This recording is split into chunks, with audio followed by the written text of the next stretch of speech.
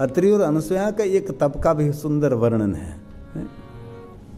अत्रि और अनसुया की तपस्थली है कामदगिरी वन, जहाँ कामद पहाड़ है। सभी ऋषि मुनि इस घनघोर जंगल में निरंतर तपस्या करते रहे। सभी की कामना पूर्ण करने वाला है कामद वन। और इस कामद वन में अत्रि और अनसुया का सुंदर आश्रम है। कभी आपको जाने का अवसर मिले तो वहाँ बहुत प्राचीन अत्रीश्वर महादेव का सुंदर लिंग स्थान है। शिव महापड़ ग्रंथ में ऐसे बहुत सारे भगवान महादेव के लिंग स्वरूप हैं, जहाँ अत्रि महाराज ने कठिन तपस्या की, जहाँ माता अनसुया ने पतिव्रता धर्म का पालन किया है, और सभी ऋषियों की कामना पूर्ण करने के लिए भगवान स्वयं महादेव जी वहाँ अत्रीश्वर महादेव के रूप में विराजते हैं। और इस कामद वन में पशु पक्षी फूल फल बहुत कुछ हरा भरा वन था, इसीलिए ऋषि मुनि इस कामद वन में तपस्या करने के लिए आते थे। बहुत सारे ऋषि वहाँ रहते थे और सुंदर छोटा सा आश्रम बनाकर माता अनसुया और अत्रि महाराज इस कामद वन में कामदगिरी पहाड़ के पास, और कामदगिरी पहाड़ की परिक्रमा की भी बहुत सारी महिमा है। तो सभी ऋषियों ने सूत पुराण को कहा कि हे सूत पुराण, उसका थोड़ा सा विस्तार करें। अत्रि महाराज और अनसुया जी का कैसे अत्रीश्वर महादेव प्रकट हुए और क्या महिमा रही अत्रीश्वर ऋषि की और क्या महिमा रही माता अनसुया की। और सभी ऋषियों ने प्रयाग तीर्थ में सूत पुराण का संबोधन किया। हे महाभाग्यवान, हे सूत पुराण जी। सूत सूत महाभाग कथमत्रिधरो हरः उत्पन्नः परमो दिव्य स्तत्वं कथय सूरत स्तत्वं कथय सूरत। कृपा करने विशेष प्रकार से अत्रीश्वरो त्रिश्वरो, भगवान अत्रि के नाम से जो भगवान प्रकट हुए अत्रीश्वरो। सूत पुराण ने कहा, हे साधु पुष्ट मुषि श्रेष्ठ, हे श्रेष्ठ महात्मा, आप कोई सामान्य ऋषि नहीं है, आप सभी भगवान महादेव के परम भक्त हैं। आपके सभी के भाल में भस्म का त्रिपुंड है और आपके सभी के कंठ में रुद्राक्ष विराजमान, आपके मुख में निरंतर पंचाक्षर मंत्र का नाम गूंज रहा है। इसलिए आप मेरे लिए बहुत आशीर्वाद स्वरूप हैं। कथया में कथा शुभाम, जो मनुष्य मात्र का शुभ और मंगल करने वाले भगवान की कथा है, और जीवन के सभी पातकों में से मुक्त करने वाले भगवान की कथा है। अब सूत पुराण जी ने बहुत कम शब्दों में कहा, हे साधु पुरुष, हे, आप सबने पूछा हे साधु, हे साधु, जो भगवान की साधना में रत रहता है, ये साधु है। पर जो पुरुष शरीर हो कि नारी शरीर हो, साधु का कोई शरीर नहीं, साधु एक मानसिक अवस्था होती है, उसको कहते साधु। इसलिए सूत पुराण ने कहा, हे साधु। साधु पृष्ठम ऋषि श्रेष्ठ, हे श्रेष्ठ ऋषियों, जो कथा श्रवण करते हैं सभी श्रेष्ठ महात्मा है, भगवान शिव को समर्पित हैं। मूल में तो शिव ही है, कहीं भी जाओ यात्रा करते करते मूल में तो शिव रहेगा। और मैंने बहुत बार कथा में कहा, हमारा भारत का कोई भी तीर्थ ऐसा नहीं जिस तीर्थ में भगवान शिव नहीं है। शिव के बिना कोई तीर्थ भी नहीं, शिव के बिना कोई धर्म ग्रंथ नहीं, शिव के बिना कोई धर्म शास्त्र भी नहीं, और कहूँ तो शिव के बिना कोई जीवन भी नहीं। शिव ही हमारा जीवन है, शिव हमारा श्वास है, शिव हमारा विश्वास है। इसलिए जिनको शिव मिल गया समझ लेना चाहिए आपका जीवन सफल हो गया। ऐसे बहुत सारे जीवात्मा है शिव से दूर है। मेरा तो कथा के माध्यम से यही काम है। और अगले साल का मैं कथा का लिस्ट देख रहा था, लाभ पंचमी से लेकर 5वें महीने तक लगातार कथा है। इसमें बड़े बड़े धुरंधर 5 महात्माओं की 5 कथा। मैंने कहा था इस साल अगले साल तो ज्यादातर मेरी कथा का आयोजक सन्यासी महात्मा ही है, बड़े बड़े महात्मा मेरी कथा का आयोजक है। न दादा तो परिवार करते हैं, कोई व्यक्ति करते हैं, लेकिन अगले साल की विशेषता मैंने ये रही, मध्य प्रदेश में, झारखंड में, कहीं दूर दूर दूर। और जिसको मैंने कथा, जिस पूरे कथा के लिस्ट में 5 कथा ऐसी हैं जो धुरंधर महात्मा लोग हैं, जो बड़े प्रतिष्ठित महात्मा लोग हैं। वो कथा लेने के लिए आए। और मैं कथा के माध्यम से ज्यादातर भगवान के कथा के आसपास में यात्रा करता रहता हूँ। भगवान शिव के इर्द गिर्द में परिक्रमा करता रहा। मैं बहुत दूर नहीं जाता, क्योंकि दूर जाने के बाद कदाच घर नहीं मिला तो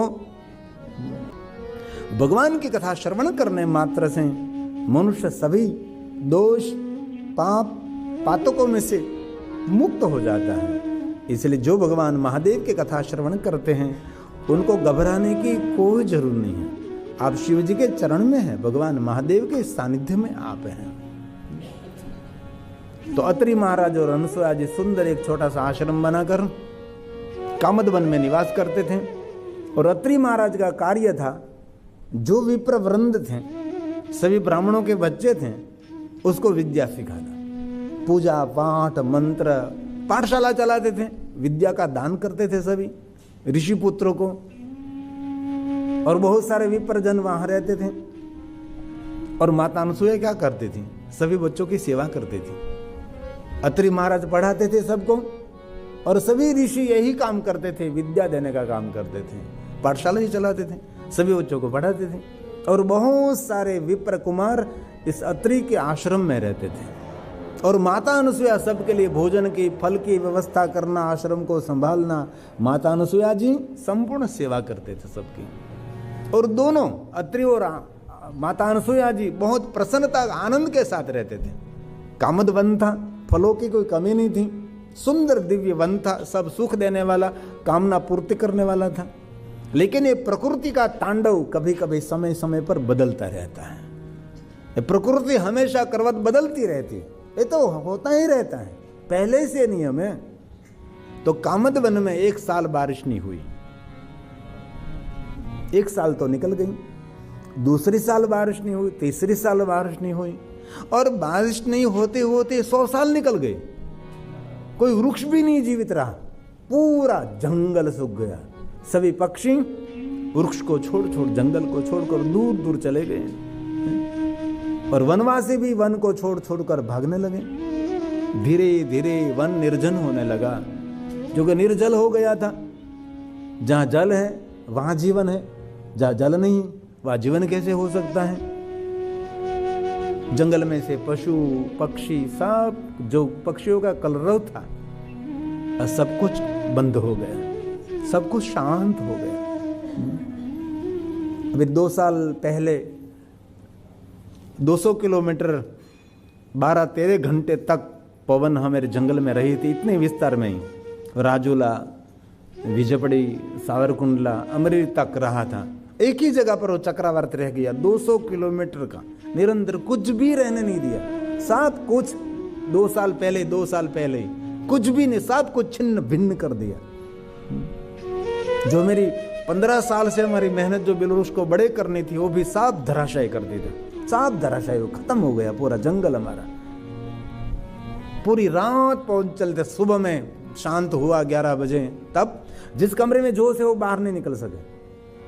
तो सुबह में बाहर निकला, देखे तो पूरा जंगल सो गया था, एक भी वृक्ष खड़ा नहीं था।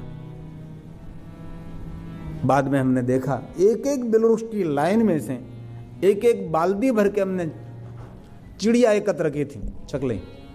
इतने पक्षी मर गए थे, कोई कलरव नहीं, सब कुछ शांत हो गया था।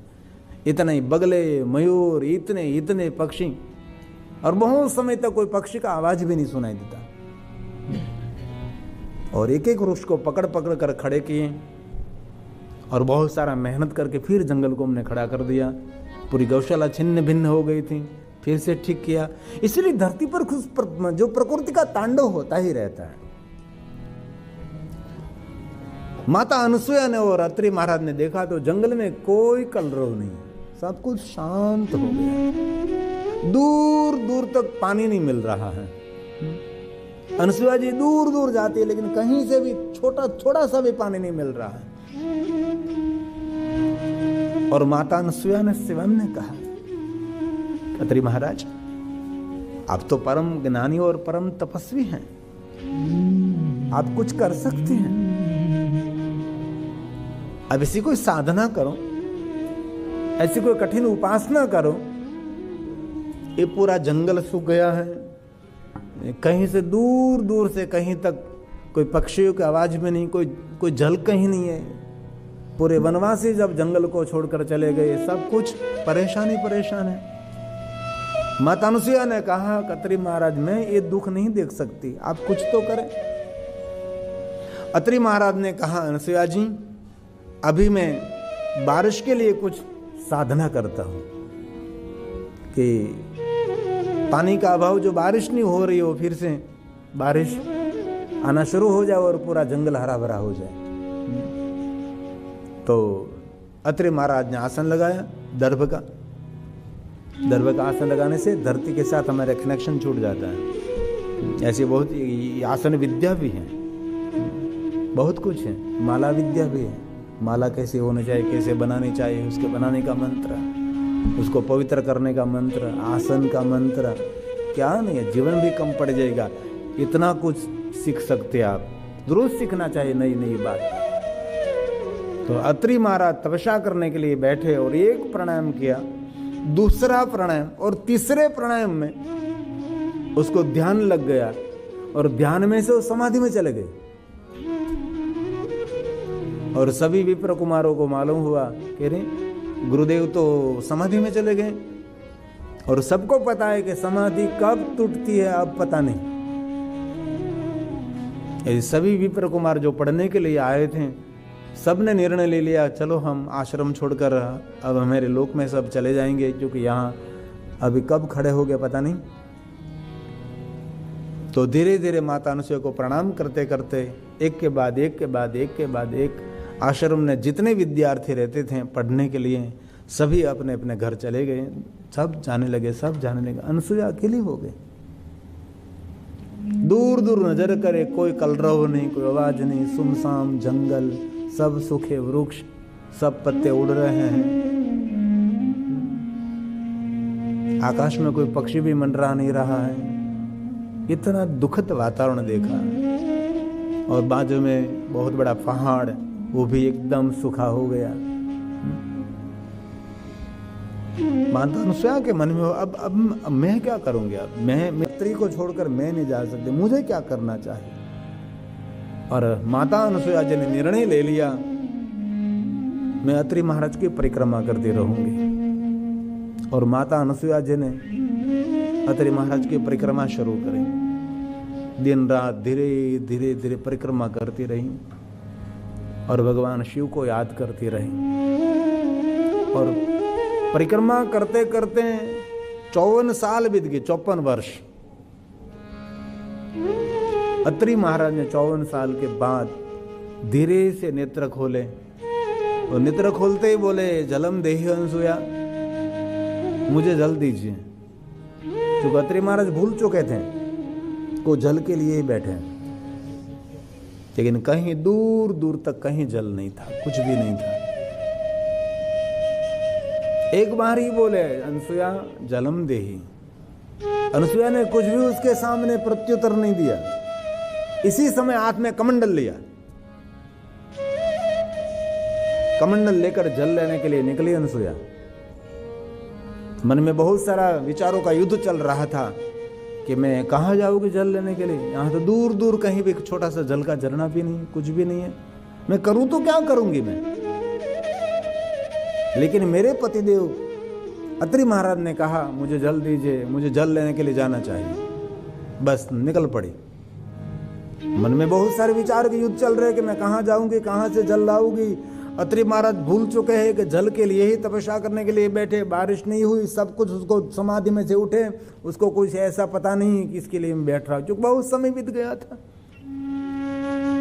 अनुसुईया जा रही, बस धीरे धीरे झांक रही, कांटे कंकर बहुत सारा धीरे धीरे धीरे जा रही है।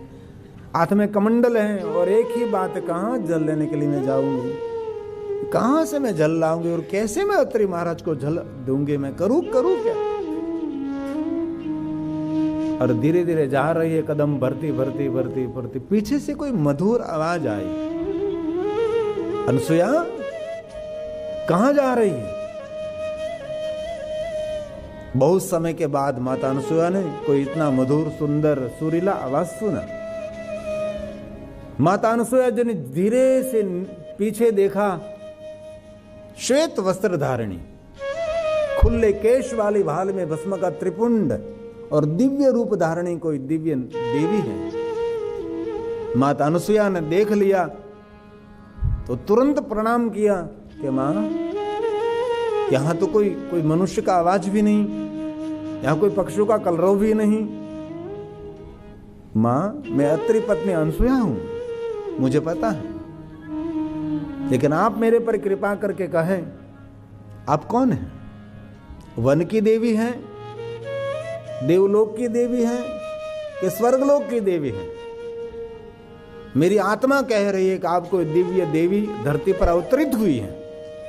हे श्वेत वस्त्र धारिणी, खुले केश वाली, दिव्य रूपिणी, दिव्यता प्रदान करने वाली, मुझे जीवन देने वाली, हे देवी, आप कौन है? मेरे पर कृपा करके मुझे आपका परिचय दीजिए। मां अनुसुईया मौन हो गई। तब देवी बोली, नहीं कि मैं स्वर्ग की देवी, नहीं मैं कोई देवलोक की देवी, नहीं मैं कोई वन की देवी, नहीं मैं कोई अन्य देवी। हे अनुसुईया, मैं स्वयं गंगा हूं। मां अनुसुईया ने कहा, आप स्वयं गंगा हैं? गंगा जी ने कहा कि अनुसुईया, आप कहां जा रही है? अनुसुईया जी ने कहा कि हे मां गंगा, मेरे पति अत्रि महाराज समाधि में थे और बहुत सालों के बाद ये समाधि में से उठे और मेरे पास जल मांगा है, इसलिए मेरे पति ने मेरे पास जल मांगा, इसलिए जल लेने के लिए जा रही हूं। गंगा जी ने कहा कि अनुसुईया, आपको तो पता है कि कहीं जगह जंगल में जल नहीं है, कूप भी नहीं, विरड़ा भी नहीं, तालाब नहीं, कोई जल का झरना भी नहीं, तू कहां जल लेने के लिए जाएगी? लेकिन माता अनुसुईया ने कहा, ए मुझे भी पता है मां कि मैं कहां जल लेने के लिए जाऊंगी। यहां दूर दूर तो कोई हरा वृक्ष भी नहीं है, एक पर्ण भी नहीं रहा, सब कुछ सूख चुका है। कहां कूप भी नहीं, कोई तालाब नहीं, कोई जल का झरना, कोई नदी की तो बात नहीं है, सब कुछ सूख चुका है, कुछ भी नहीं। लेकिन मेरे पति ने मुझे कहा है कि जलम देहि, तो मेरा कर्तव्य यही है, कोई भी प्रश्नोत्तरी नहीं करनी चाहिए, और मैं जल लेने के लिए निकली हूं। उसके तपस्या के फलस्वरूप मुझे जल मिल जाएगा। कितने समय से वो समाधि में थे, तो उसका तप का कोई फल है, तो मुझे कहीं ना कहीं जल मिल जाएगा।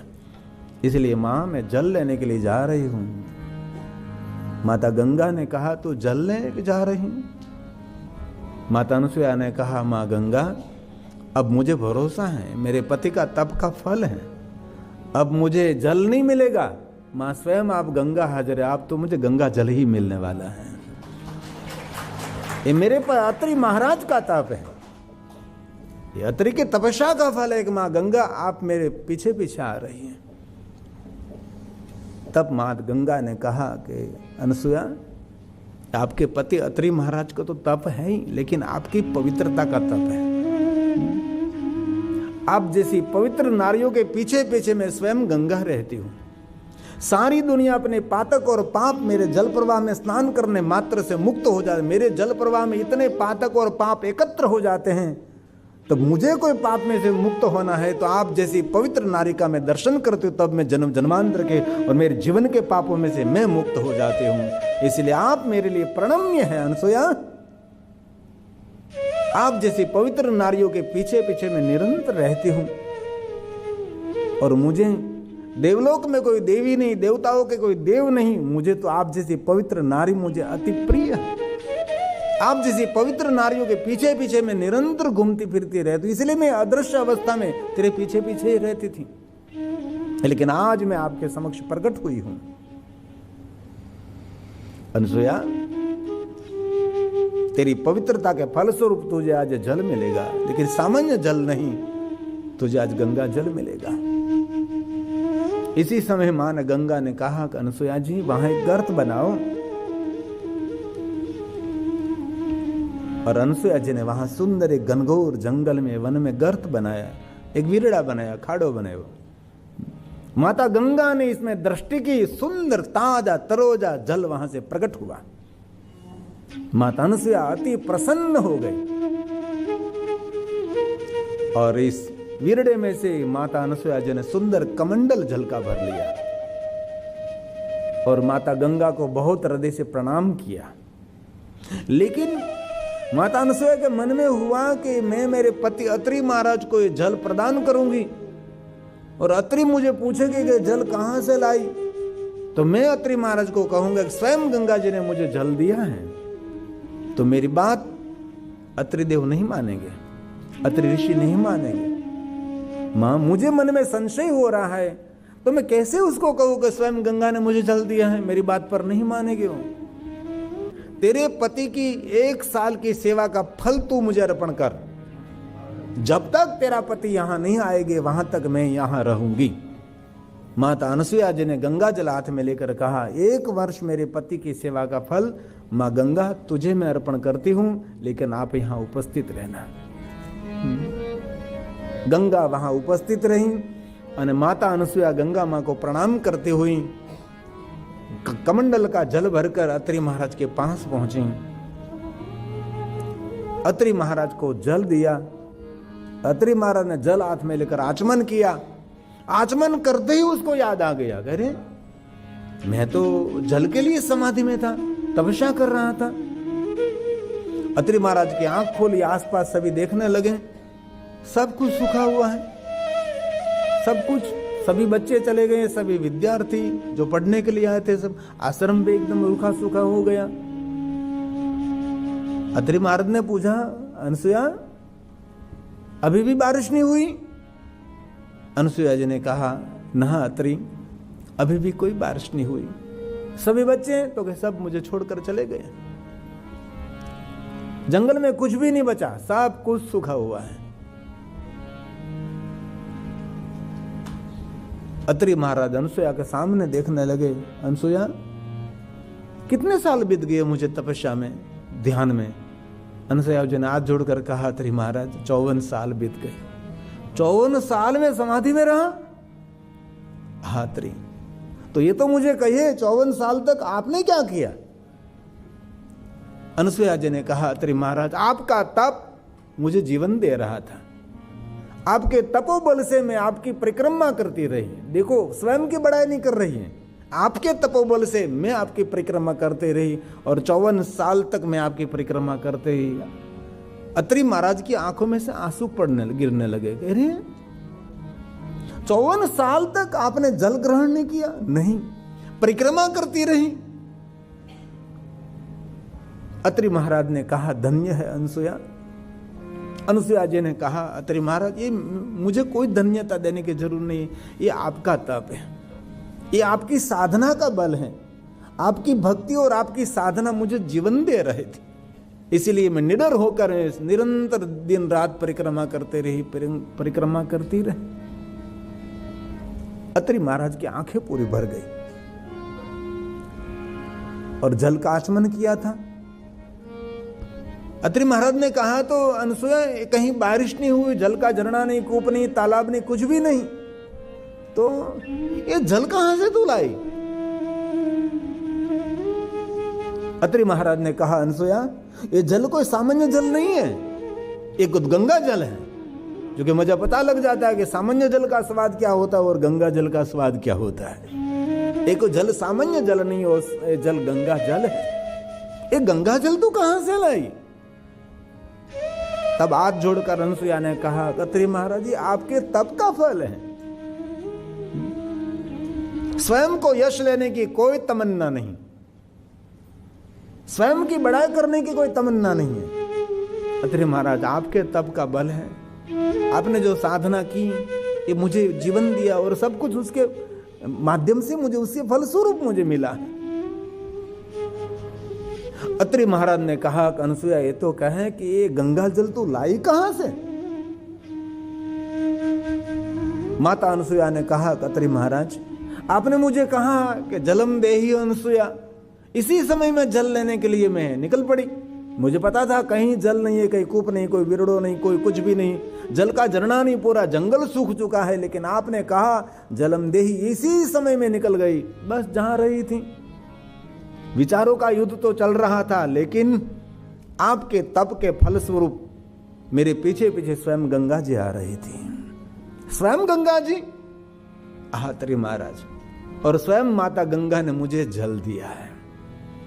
स्वयं गंगा जी ने आपको जल दिया? अत्रि महाराज ने इसी समय कहा, संभव, ये कभी हो ही नहीं सकता। हम ऋषियों ने कितना कठिन कठिन तप किया तो भी गंगा की कोई झांकी नहीं हुई, गंगा का दर्शन नहीं हुआ, और तुझे गंगा का दर्शन ऐसे कैसे हो सकता है?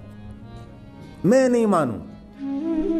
अनसुया जी ने कहा, मुझे पता था अत्रि महाराज आप मेरी बात नहीं मानेंगे, इसीलिए पहले से मैंने माता गंगा को कहकर आई हूं कि मेरा पति नहीं मानेंगे तो मेरे पति को लेकर मैं यहां आऊंगी और आपको उनको भी दर्शन देना पड़ेगा।